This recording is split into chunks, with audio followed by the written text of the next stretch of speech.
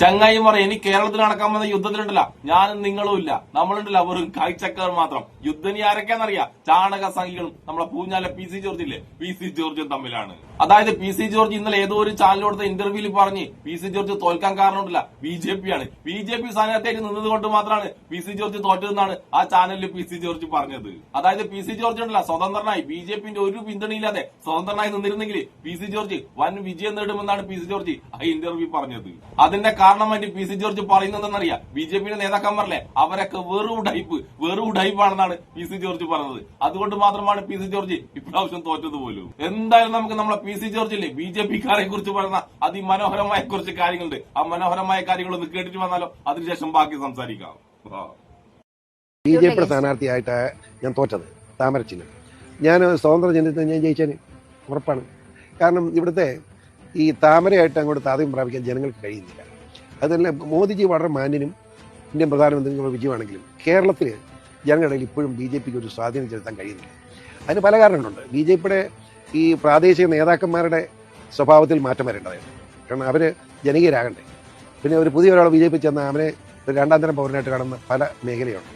അങ്ങനെയുള്ള ബുദ്ധിമുട്ടുകളൊക്കെ ഉള്ളതുകൊണ്ടാണ് BJP ഇവിടെയുള്ള പ്രശ്നം. അതിനി അത് മാറ്റം വരുത്തി. ഈ രാജീവ് ചന്ദ്രശേഖർ സംസ്ഥാന പ്രസിഡന്റ് വളരെ മാന്യനാണ്.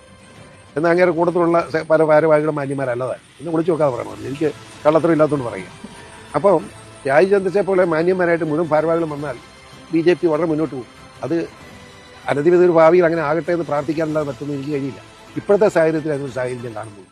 കേട്ടല്ലോ ചാണക സംഖ്യകളെ, നിങ്ങളും നിങ്ങളുടെ നേതാക്കന്മാരും വെറും ഉടായ്പാണെന്ന് വേറെ ആരുമല്ല പറഞ്ഞത്. നിങ്ങൾ ഇത്രയും കാലം ഉണ്ടല്ല അങ്ങോട്ടും ഇങ്ങോട്ടും കെട്ടിപ്പിടിച്ചേർന്ന നമ്മളെ പി സി ജോർജ് ഇല്ലേ, പി സി ജോർജ് തന്നെയാണ് നിങ്ങൾ വെറും ഉടായ്പാണെന്ന് പറഞ്ഞിട്ടുള്ളത്. അതിന്റെ അടുത്ത് നമ്മളെ പി സി ജോർജ് ഉണ്ടല്ല വലിയൊരു കോമഡി പറഞ്ഞിട്ടുണ്ട്. കേരളത്തിലൊരു നല്ല നേതാവ്, വിശ്വസിക്കാൻ പറ്റുന്ന നേതാവ് ഉണ്ടല്ല നമ്മളെ ചന്ദ്രശേഖരൻ മുതലാളിയാണെന്ന്. അതായത് ചന്ദ്രശേഖരൻ മുതലാളി ഒഴികെ ബാക്കി എല്ലാവരും ഉടായ്പാണെന്നാണ് നമ്മൾ പി സി ജോർജ് പറയുന്നത്. അതായത് കേരളത്തിലെ ഏറ്റവും വലിയ ഉടായ്പ്, കേരളത്തിലല്ല ഇന്ത്യയിലെ തന്നെ ഏറ്റവും വലിയ ഉടായ്പാണ് രാജീവ് ചന്ദ്രശേഖരൻ. ആ ചന്ദ്രശേഖരനെ നല്ലതാക്കിയിട്ട് ബാക്കി എല്ലാവരെയാണ് നമ്മളെ പി സി ജോർജ് ഉണ്ടല്ല ഉടായ്പാക്കുന്നത്. അതൊക്കെ പോട്ടെ, ബാക്കിയുള്ള നേതാക്കന്മാർ ഉടായ്പാണെന്ന് നമ്മൾ പി സി ജോർജ് സമ്മതിച്ചല്ലോ. പിന്നെ പി സി ജോർജ് പറഞ്ഞ് മറ്റുള്ള പാർട്ടിക്കാർ BJPയിലേക്ക് പോയി കഴിഞ്ഞില്ലേ അവരെ BJPക്കാർ കാര്യമായി ശ്രദ്ധിക്കില്ല, അവരെ അപമാനിക്കുന്നു. എന്റെ പി സി ജോർജ്, മറ്റുള്ള പാർട്ടിക്കാർ BJPയിലേക്ക് പോയാലല്ല സംഭവം. മറ്റുള്ള മതക്കാരല്ലേ, അതായത് ക്രൈസ്തവനും മുസ്ലിമും ഉണ്ടല്ല BJPയിലേക്ക് പോയാലേ BJPക്കാരല്ല അധികം മൈൻഡാക്കൂല, അവർ വില വെക്കൂല. അതായത് BJPയിലേക്ക് വന്ന ക്രൈസ്തവനെയും മുസ്ലിമിനും ഉണ്ടല്ല സംഘപരിവാർ സംശയത്തോടെ മാത്രമേ നോക്കൂ. അവര് നിങ്ങളെയൊന്നും ഒരിക്കലും ഉണ്ടല്ല ആത്മാർത്ഥത്തോടെ ചേർത്ത് പിടിക്കൂല എന്റെ പി സി ജോർജ്. അത് മാത്രമല്ല, നിങ്ങൾ എപ്പോഴെങ്കിലും ഉണ്ടല്ല BJPക്കെതിരെ ഒരു വാക്ക് മോശം പറഞ്ഞ് അന്നുണ്ടല്ല നിങ്ങളെ മാത്രമല്ല നിങ്ങളെ മതത്തിനെയും നിങ്ങളെ വീട്ടിലിരിക്കുന്ന ആൾക്കാരവരുണ്ടല്ല സംഘപരിവാറുണ്ടല്ല വളരെ മോശം, വളരെ വൃത്തികെട്ട രീതിയിൽ സംസാരിക്കാൻ തുടങ്ങും. അതിന്റെ ഏറ്റവും വലിയ ഉദാഹരണമാണ് പി സി ജോർജ്. നിങ്ങൾ ഇപ്പൊ ഈ പറഞ്ഞ വീഡിയോയില്ലേ, ഇതിന്റെ അടിയിൽ സംഘപരിവാറുന്ന കമന്റുകൾ, ആ കമന്റുകളിൽ ഉണ്ടല്ല പി സി ജോർജിനെയും പി സി ജോർജിന്റെ മതമില്ലേ ആ മതത്തിനെയും പി സി ജോർജിന്റെ വീട്ടിലെ ആൾക്കാരില്ലേ അവരവരെ സംഖ്യയുണ്ടല്ല പൂരെ തെറി വിളിക്കരുത്. അതിൽ ഷോൺ ജോർജിനെ മാത്രമേ ഇപ്പൊ തൽക്കാലം ഉണ്ടല്ല സംഖ്യകൾ തെറി വിളിക്കാതെ മാറ്റിവെച്ചിട്ടുള്ളത്. നാളെ വേണമെങ്കില്ല ഷോൺ ജോർജിന് സംഖ്യയുണ്ടല്ല പൂരെ തെറി വിളിക്കൂ. പിന്നെ സ്വതന്ത്രമായി നിന്നിരുന്നെങ്കിൽ പി സി ജോർജ് വിജയിക്കുന്ന പി സി ജോർജ് തള്ളി വിടുന്നത് കണ്ട് പി സി ജോർജ് ഒരു കാലത്തുണ്ടല്ല നിങ്ങൾ സ്വതന്ത്രമായി നിന്നപ്പോഴല്ല കേരളം ഇതുവരെ കാണാത്ത രീതിയിൽ പൂഞ്ഞാറുകാരുണ്ടല്ല നിങ്ങളെ വിജയിപ്പിച്ച് വിട്ടിട്ടുണ്ട്. അതിനുശേഷമുള്ള നിങ്ങൾ BJPയുടെ സപ്പോർട്ടും പിടിച്ചിട്ടുണ്ടല്ല സ്വതന്ത്രമായി നിന്നപ്പോഴല്ല പൂഞ്ഞാറുകാർ നിങ്ങളെയല്ല 8 നില പൊട്ടിച്ചിട്ട് കണ്ടം വഴി ഓടിച്ചിട്ടുണ്ട്. അതുകൊണ്ട് പി സി ജോർജിനോട് ഞാനൊരു കാര്യം പറട്ടെ, ഇനി അങ്ങോട്ട് നിങ്ങളുണ്ടല്ല സ്വതന്ത്രം എന്നല്ല ഏതെങ്കിലും ഒരു പാർട്ടിന്റെ, കേരളത്തിൽ ഏത് പാർട്ടി ആയിക്കട്ടെ, ഏത് പാർട്ടിന്റെ കീഴിൽ മത്സരിച്ചാലുണ്ടല്ല പൂഞ്ഞാറിലെന്നല്ല കേരളത്തിൽ എവിടെയും നിങ്ങൾ വിജയിക്കൂല.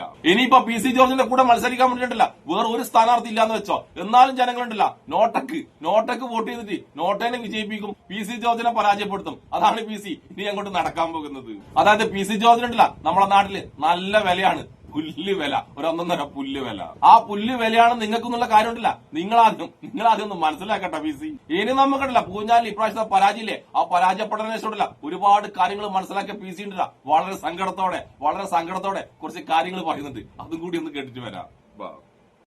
അല്ലെ, കുറെ വിവാദങ്ങൾ പറയും, പിന്നെ അത് കഴിഞ്ഞിട്ട് നമ്മൾ വിവാദമൊന്നും എനിക്ക് പേടിയുണ്ടായിട്ടില്ല. അതുകൊണ്ടല്ല ഒരു മനുഷ്യന്റെ മനസ്സ് വേദനിപ്പിക്കാൻ പാടില്ല. അതുകൊണ്ട് ഒരു മനുഷ്യനെ വേദനിപ്പിച്ച് നമുക്ക് എന്നാ കിട്ടാൻ. എന്നാലും എപ്പോഴെങ്കിലും ചിന്തിച്ചിട്ടുണ്ടോ മറ്റുള്ളവരുടെ അടുത്ത് നമ്മൾ പറയുന്ന സമയത്ത് നമ്മളുടെ വാക്കുകൾ ഒന്നും കൂടെ ഒന്ന് ശ്രദ്ധിച്ചിരുന്നെങ്കിൽ ഇത്രയും പ്രശ്നം ഉണ്ടാവില്ല? അത് സത്യമാണ്. ശ്രദ്ധിച്ചത് കുഴപ്പമുണ്ടായിരുന്നല്ല. പലരോടും ഞാൻ കടുപ്പിച്ച് പെരുമാറുന്നത് വേണ്ടായിരുന്നു ഇപ്പൊ തോന്നുന്നുണ്ട്. പലതും ഞാനങ്ങനെ കടുപ്പിച്ച് ഉദ്ധരിച്ചിട്ടുണ്ട്. ശരിയല്ല അമ്മയെ, അത് ഞാൻ ഇപ്പൊ ശ്രദ്ധിക്കുന്നുണ്ട്. ഈ ധർമ്മം ചോദിച്ചാട് വരും. നുണയാ പറയുന്നത്, 50% നുണയാന്ന് എനിക്കറിയാം. അതായത് നമ്മളെ ചോദിച്ചാൽ അവർ വിഷമിച്ചിട്ട് കിട്ടാൻ നമുക്ക്. അതുകൊണ്ടാണ് നേരത്തെ അതല്ല ഞാൻ നിർബന്ധം ചോദിച്ചു, കാശ് കൊടുക്കാൻ ഓടിക്ക് വരും കളിപ്പിക്കുന്നത് നിർത്തിയേ. അത് ഒരു പാവങ്ങളെ നമ്മളെന്തിനു കുത്തിരിക്കും. പി സി ജോർജ് ഇപ്പോഴല്ല ഒരു ധർമ്മക്കാരന്റെ കഥ പറഞ്ഞില്ലേ, അതെന്തിനാണെന്നറിയാം? പി സി ജോർജ് ഇപ്രാവശ്യം ഉണ്ടല്ല പൂഞ്ഞാറിൽ മത്സരിക്കുമ്പോൾ ഒരു ധർമ്മക്കാരനെ പോലെയാണ് അവിടെയുള്ള ജനങ്ങളെ കണ്ടത്. ഇപ്രാവശ്യമെങ്കിലും ദയവ് ചെയ്ത് വിജയിപ്പിക്കണേന്ന് ഒരു ധർമ്മക്കാരനെ പോലെയാണ് പി സി ജോർജ് അവിടെ അപേക്ഷിച്ചത്. പക്ഷെ പൂഞ്ഞാറിലെ ജനങ്ങളുണ്ടല്ല ഒരു ധർമ്മവും കാണിക്കാതെ ഉണ്ടല്ല പി സി ജോർജിനെ 8 നിലയെ പൊട്ടിച്ച്. അതായത് നമ്മളെ പി സി ജോർജ് ഉണ്ടല്ല ഒരു ഉടായ്പുകാരനായ ധർമ്മക്കാരനാണെന്ന് പൂഞ്ഞാല് ജനങ്ങളുണ്ടല്ല പണ്ടേ മനസ്സിലാക്കി. പിന്നെ പി സി ജോർജ് പറഞ്ഞ് ഇനി അങ്ങോട്ട് ഞാനുണ്ടല്ല ഒരാളെ പോലും വിഷമിപ്പിക്കുന്ന രീതിയിൽ സംസാരിക്കില്ല എന്ന്. എന്റെ പി സി ജോർജ്, നിങ്ങൾ കുറച്ച് കാലമായിട്ടുണ്ടല്ല ഒരാളെ വിഷമിപ്പിക്കുന്ന രീതിയിലല്ല സംസാരിക്കുന്നത്. ഒരു സമുദായത്തിനുണ്ടല്ല ഒരു സമുദായത്തെ മൊത്തം വിഷമിപ്പിക്കുന്ന രീതിയിൽ വളരെ വൃത്തികെട്ട രീതിയിലാണ് കുറച്ച് കാലമായിട്ട് നിങ്ങൾ സംസാരിക്കുന്നത്. അതും പി സി ജോർജ്, നിങ്ങൾ ഒന്നും നോക്കാതെ വിജയിപ്പിച്ച, നിങ്ങളെന്ന സ്വതന്ത്രം ഉണ്ടല്ല ഒന്നും നോക്കാതെ വിജയിപ്പിച്ച മുസ്ലിം സമുദായത്തെയാണ് നിങ്ങൾ ഇത്രയും കാലം ഉണ്ടല്ല വളരെ വൃത്തികെട്ട രീതിയിൽ വേദനിപ്പിക്കുന്നത്. അതും കേരളത്തിൽ 2 ശക്തരായ പാർട്ടികളെ പരാജയപ്പെടുത്തിക്കൊണ്ടാണ് നിങ്ങളെ ഉണ്ടല്ല അവിടെ മുസ്ലിം സമുദായം വലിയ രീതിയിൽ വിജയിപ്പിച്ചത്. എന്നിട്ട് അങ്ങനെ നിങ്ങളെ വിജയിപ്പിച്ച മുസ്ലിങ്ങളെയാണ് നിങ്ങൾ ഇത്രയും കാലം മോശപ്പെട്ട രീതിയിൽ വേദനിപ്പിച്ചുകൊണ്ട് സംസാരിച്ചത്. നിങ്ങൾ വെറുതെ ഒന്ന് ആലോചിക്കട്ടെ പി സി ജോർജ്, നിങ്ങളുണ്ടല്ലോ ബിജെപിയിൽ ഒന്നും ചേരാതെ ഒരു പാർട്ടിയിലും ചേരാതെ ഇപ്പോഴും അവിടെ ഉണ്ടല്ല സ്വതന്ത്രമായി നിന്നിട്ടുണ്ടെങ്കിൽ നിങ്ങളായിരിക്കും ഇപ്പോഴും പൂഞ്ഞാലിലെ MLA. അതായത് അവിടെ ഏത് പാർട്ടിനെയും പരാജയപ്പെടുത്തിക്കൊണ്ട് പൂഞ്ഞാലിലെ ജനങ്ങളുണ്ടല്ല നിങ്ങളെ വിജയിപ്പിക്കുമായിരുന്നു, പി സി വിജയിപ്പിക്കുമായിരുന്നു. പക്ഷെ എന്താ ചെയ്യാ, നിങ്ങളുണ്ടല്ല ചാണക സംഖ്യകളെ കൂടി ചാണക സംഖ്യകളെ സുഖിപ്പിക്കാൻ വേണ്ടി പല വൃത്തികേടും പറഞ്ഞ് ഇപ്പൊ എന്താ അവസ്ഥ? നിങ്ങളുണ്ടല്ല വെറും ചാണകക്കുണ്ടിൽ വീണിട്ടുള്ളൂ. ഇപ്പോ നിങ്ങളിനി പൂഞ്ഞാലി ജയിക്കുന്നുള്ളതുണ്ടല്ല സ്വപ്നത്തിൽ മാത്രമേ നിങ്ങൾക്ക് ഇനി പൂഞ്ഞാലി ജയിക്കാൻ കഴിയൂ. ഇനി നമുക്ക് നമ്മളെ പി സി ജോർജ് ഉണ്ടല്ല അവസാനമായിട്ട് ആത്മകഥ എഴുതുന്നുണ്ട്, അതിനെക്കുറിച്ച് സംസാരിക്കുന്നുണ്ട്. അതും കൂടി ഒന്ന് കേട്ടിട്ട് വന്നാലോ? ബുക്ക് എഴുതാൻ പ്ലാൻ ഉണ്ടോ? ഇല്ല. ആത്മകഥ എഴുതാൻ പ്ലാനുണ്ട്. അതൊരു ഇടിപ്പടമായിരിക്കും. അത് കടുപ്പിച്ചെഴുതും. സത്യം മുഴുവൻ എഴുതി വെക്കാൻ പോവാ, താമസിക്കാതെ തുടങ്ങും. ആണല്ലേ? അപ്പം സാറിനേറ്റ് ഇടി കൂടി എല്ലാവരും അതിനകത്തുണ്ടാവും. മറന്നു പോയെങ്കിൽ എവിടെ ഞാൻ തപ്പി പിടിച്ച് ഒന്നുകൂടി എഴുതും.